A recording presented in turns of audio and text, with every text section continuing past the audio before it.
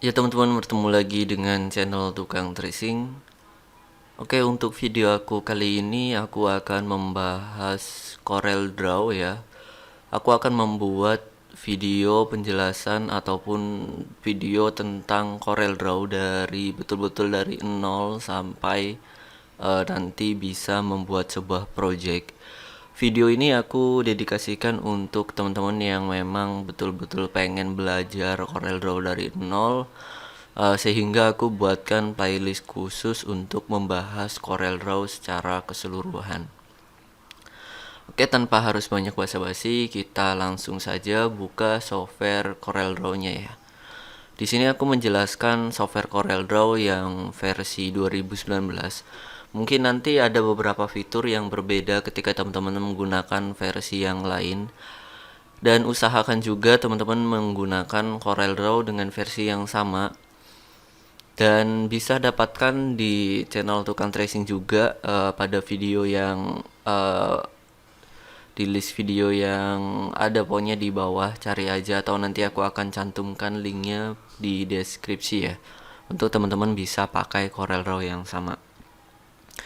Oke, tanpa harus banyak basa-basi, kita mulai dari yang pertama. Apa itu Corel Draw ya? Jadi Corel Draw itu adalah software pengolah berbasis vektor. Jadi kalau software desain grafis itu ada yang berbasis vektor dan ada yang berbasis bitmap. Nah, yang berbasis vektor itu salah satunya adalah Corel Draw ya. Jadi vektor itu nanti aku akan jelaskan apa itu vektor, apa itu bitmap ya. Jadi nanti bisa teman-teman menyesuaikan saja untuk itu.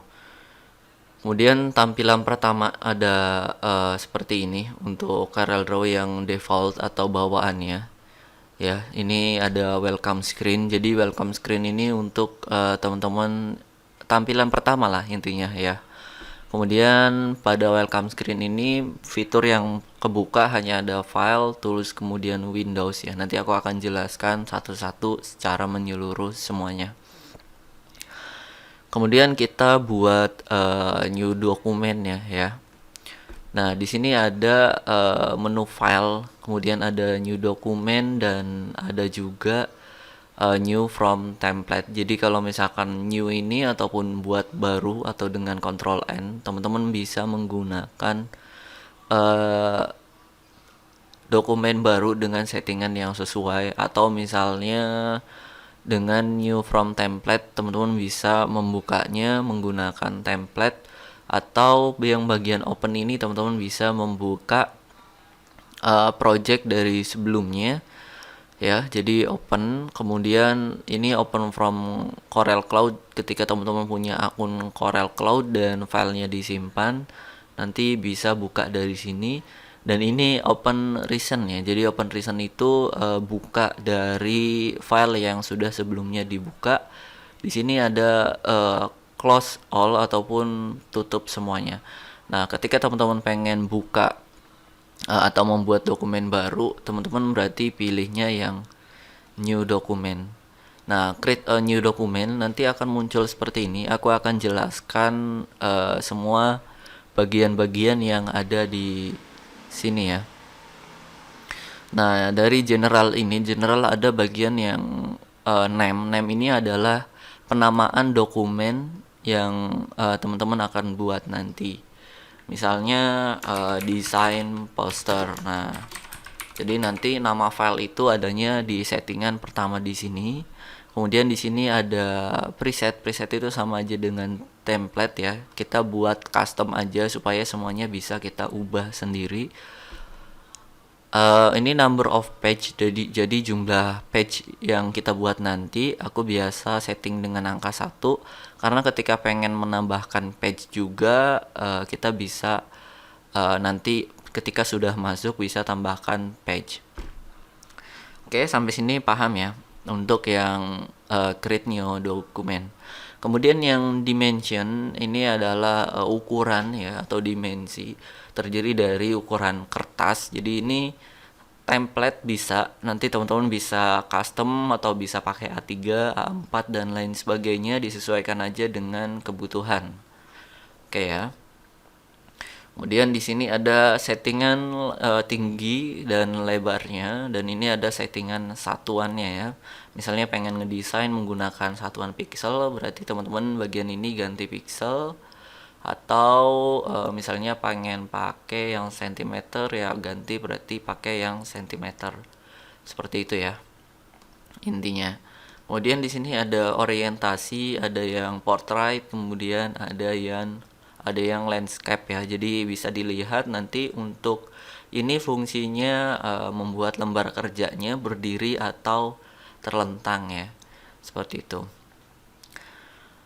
Pada bagian dimensi juga ada yang namanya resolution ya, atau resolusi. Di sini teman-teman menggunakan standarnya orang desain adalah 300 dpi. Jadi nanti ini tingkat kerapatan sebuah dot ya, dari gambar yang kita ekspor nanti.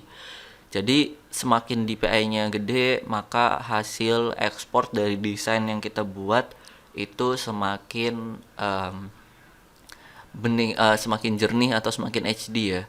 Tapi kita buat 300 dpi aja. Kalau misalkan dpi-nya terlalu besar, yang dikhawatirkan adalah laptopnya nanti atau device-nya yang teman-teman pakai tidak mendukung ataupun speknya kurang, nanti akan lag gitu ya. Kemudian color setting dibuat default aja, disesuaikan dengan dari sananya ya, supaya nanti bisa kita sesuaikan aja. Seperti itu. Untuk create new document, penjelasannya seperti itu ya. Jadi teman-teman bisa pahami sendiri.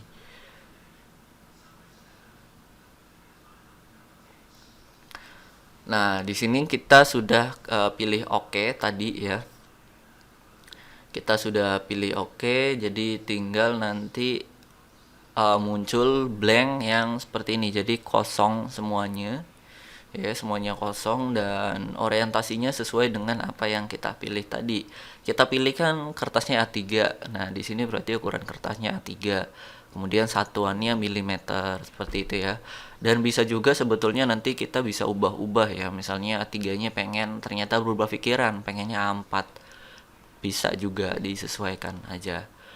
Sampai sini paham ya. Tinggal nanti setelah sudah seperti ini, yang dilakukan teman-teman adalah save aja dulu. Jadi ini wajib ya, hal yang pertama kita lakukan. Oke, di sini size, kemudian di save ya maksudnya. Kemudian tinggal menu pada bagian embed font itu teman-teman centang. Kemudian pada embed color profile juga teman-teman boleh centang juga ya. Oke, tinggal save aja. Nah, seperti itu ya, itu cara untuk save file. Jadi kita sudah belajar tentang membuka dokumen pertama, dan tadi kita sudah belajar juga save sebuah file ya. Tinggal nanti aku jelaskan untuk bagian-bagian yang lainnya.